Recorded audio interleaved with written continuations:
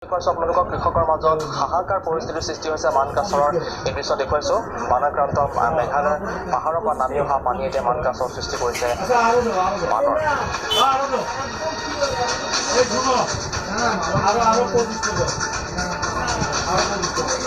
আৰু এই মানকাছৰৰ বানৰ দৃশ্য দেখুৱাব, বানৰ পৰিৱেশ সন্দৰ্ভত জানিবৰ বাবে আমাৰ সতীৰ্থ সাংবাদিক মিজানুৰ কাষলৈ গৈছে।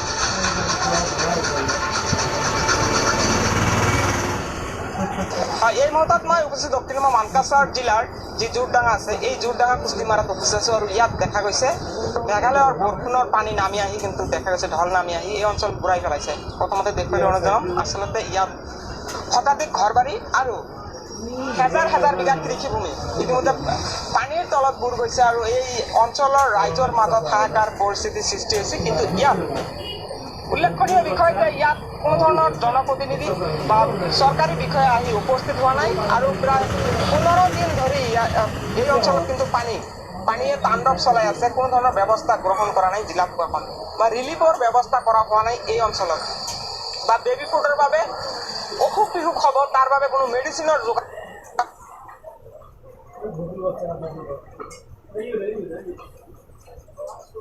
ধৰা নাই এই অঞ্চলত।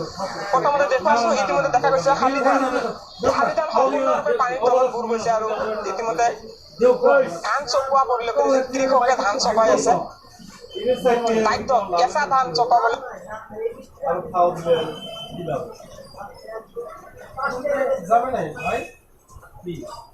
দায়িত্ব হৈছে, কিয়নো এই অঞ্চলত যিহেতু এই মেঘালয়ৰ বৰষুণৰ পানী ঢল নামি আহি কিন্তু দেখা গৈছে কৃত্ৰিম বানৰ সৃষ্টি হৈছে। আৰু তাৰ ফলত কিন্তু ইয়াত হাজাৰ হাজাৰ বিঘা শাক চব্জি ধৰি বিভিন্ন ধৰণৰ ইয়াত কৃষি কাম কৰে আৰু কৃষকৰ কিন্তু মূৰে কপালে হাত দিবলগীয়া হৈছে। এই পৰিপ্ৰেক্ষিতত কোনো ধৰণৰ ব্যৱস্থা গ্ৰহণ কৰা হোৱা নাই। এই সন্দৰ্ভত আমি ইয়াৰ অক্ষখানাৰ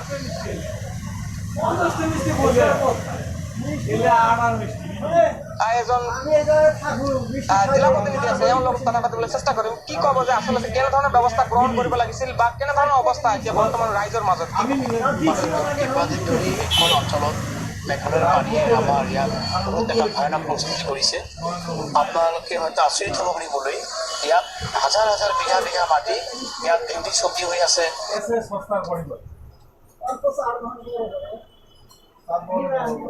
বিভিন্ন ধৰণৰ চব্জি আইটেম আৰু ধান চান চব নষ্ট হৈ গ'ল।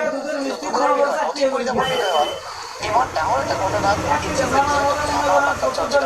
এই ঘটনাস্থলীত কোনো এটা জনপ্ৰতিনিধি উপস্থিত হোৱা নাই, কোনো এটা খা খবৰ লোৱা নাই। কিন্তু এই দুখীয়া মানুহখিনি অকল এনেকে যুঁজি কৰি থাকিব না, তেখেতৰ কাৰণে কিবা এটা বিহিত ব্যৱস্থা হ'ব।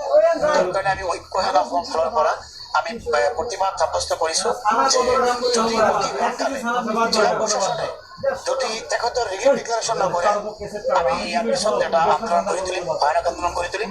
আৰু লগতে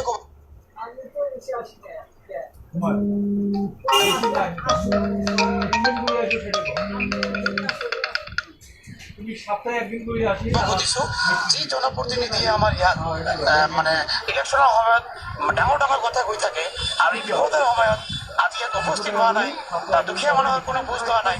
আমি তেখেতক কৈছোঁ আপোনালোকে ঘৰত বহি নাথাকি আৰু ডিচি ৰুমত বহি নাথাকি আপোনালোকে দুখীয়া মানুহৰ কাষত চাপি আহক আৰু দুখীয়া মানুহৰ কি কষ্ট হৈছে আপোনালোকে বুজ লৈ প্ৰশাসনৰ লগত ইমিডিয়েট কথা পাতক, নহ'লে দুখীয়া মানুহৰ অৱস্থা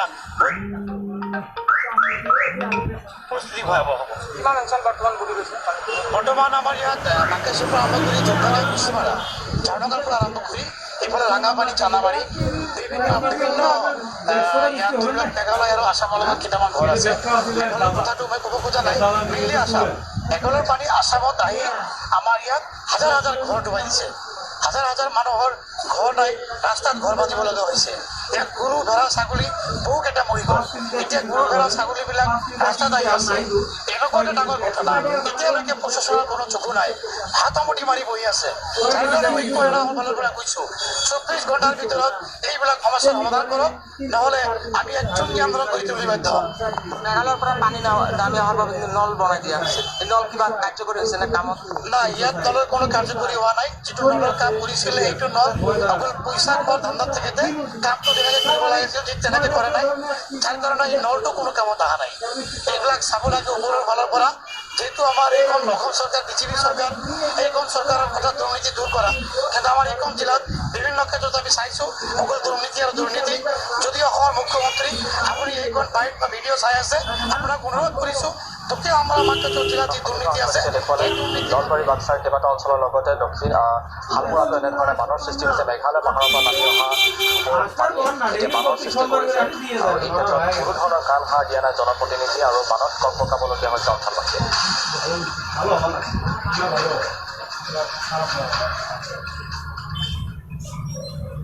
আৰু ইয়াৰ লগে লগে দুপৰীয়াৰ বাতৰিৰ পৰা মই ৰাণা গগৈ।